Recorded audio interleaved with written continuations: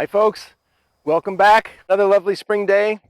Here we are in the same vineyard that we've been in for the last few weeks, and I'd like to show you some beautiful things happening in the life of the vine today. This is viticulture in action. What you can see here now, I'm going to take a leaf away because we don't need these leaves, and in a few weeks we're going to actually start to take away these leaves deliberately, the leaves that are surrounding the clusters. But the more important thing is the beginning of flowering. So you can see that here you have a section of a cluster that the flowers are unopened.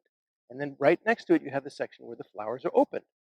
And so this is a discussion of birds and the bees. If there's any children and you don't want them to listen to this, please send them to another room.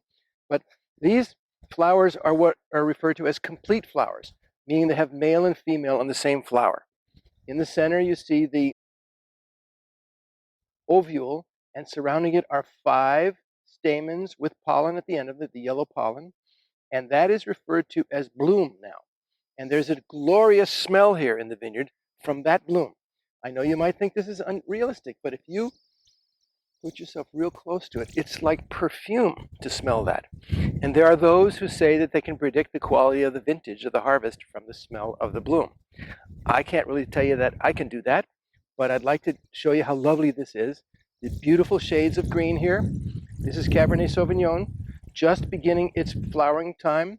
Maybe we might call this 50% of bloom. Some are farther ahead than others. With good weather that we're having now, this will proceed at a nice pace. All of these flower caps will fall off, expose the flowers. They'll become pollinated by wind. They don't need birds or bees, but just the wind itself, because of the proximity of the pollen to the ovule.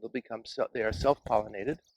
They'll also easily cross-pollinate, which is why we never propagate grapevines from seeds unless one is a breeder and is doing it intentionally. Our propagation is always from the dormant canes. That is referred to as asexual propagation. So it's a beautiful site here. The vineyard looks extremely healthy now. Good growth.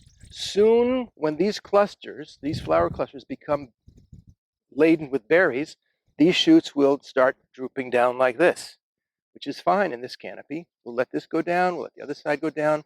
But as I said, we will begin in a few weeks to remove the leaves that are surrounding the clusters. And you're going to ask me, well, why do you do that? That looks like a lot of work, and indeed it is.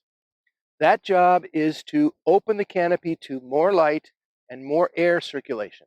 That's important because as we go along in the course of the year, there's going to be much, much more growth here. And we want to provide filtered light to the fruit so that it ripens evenly and so that it colors evenly. I'm going to show you that in a couple weeks when we get to that stage. But for now, I'm happy to show you that we're in bloom. This cluster not so much, this cluster very much. And it's a lovely thing. We have great anticipation of a good harvest. Glad to see you today. Hope to see you again soon, somewhere. Thanks for coming out.